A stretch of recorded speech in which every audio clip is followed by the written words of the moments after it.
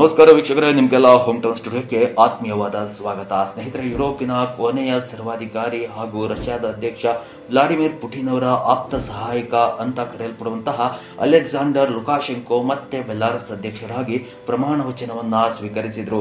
ಇವರು 7ನೇ ಬಾರಿಗೆ ಬೆಲಾರಸ್ ಅಧ್ಯಕ್ಷರಾಗಿ ಪ್ರಮಾಣ ವಚನ ಸ್ವೀಕರಿಸಿದ ನಂತರ ತನ್ನನ್ನ ಸರ್ವಾಧಿಕಾರಿ ಎಂದು ಕರೆಯುವ ಜನರನ್ನು, ವಿಶೇಷವಾಗಿ ಪಾಶ್ಚಿಮಾತ್ಯ ದೇಶಗಳನ್ನ ಗೇಲಿ ಮಾಡಿದ್ದು, ತಮ್ಮನ್ನು ಪ್ರಜಾಪ್ರಭುತ್ವದ ಮಾದರಿ ಎಂದು ಪರಿಗಣಿಸುವವರಿಗಿಂತ ತಮ್ಮ ದೇಶದಲ್ಲಿ ಹೆಚ್ಚಿನ ಪ್ರಜಾಪ್ರಭುತ್ವವಿದೆ ಎಂದು ಲುಕಾಶೆಂಕೋ ಹೇಳಿದ್ದಾರೆ.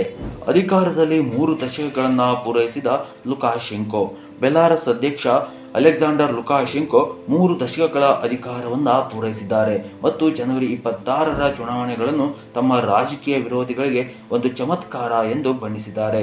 ಅದೇ ಸಮಯದಲ್ಲಿ ಬೆಲಾರಸ್ ಚುನಾವಣಾ ಆಯೋಗವು ಲುಕಾಶೆಂಕೋ ಚುನಾವಣೆಯಲ್ಲಿ ಸುಮಾರು 87% ಮತಗಳನ್ನ ಗಳಿಸಿ ಗೆದ್ದಿದ್ದಾರೆ ಎಂದು ಘೋಷಿಸಿತು.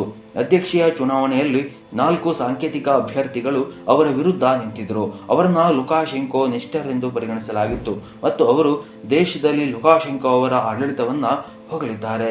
ಸ್ನೇಹಿತರೆ, 2022ರಲ್ಲಿ ಅಲೆಕ್ಸಾಂಡರ್ ಲುಕಾಶೆಂಕೋ ಅಧ್ಯಕ್ಷ ಚುನಾವಣೆಯಲ್ಲಿ ಗೆದ್ದಾಗ ಸುಮಾರು 9 ಮಿಲಿಯನ್ ಜನರು ಹಲವಾರು ತಿಂಗಳುಗಳ ಕಾಲ ಬೃಹತ್ ಪ್ರತಿಭಟನೆಗಳನ್ನ ನಡೆಸಿದ್ರು.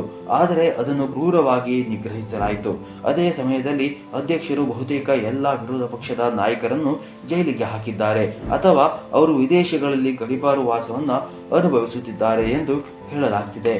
ಪ್ರತಿಭಟನೆಗಳ ನಂತರ 65,000ಕ್ಕೂ ಹೆಚ್ಚು ಜನರನ್ನ ಬಂಧಿಸಲಾಯಿತು. ಸಾವಿರಾರು ಜನರನ್ನ ಪೊಲೀಸರಿಂದ ಥಳಿತಕ್ಕೊಳಪಡಿಸಲಾಯಿತು.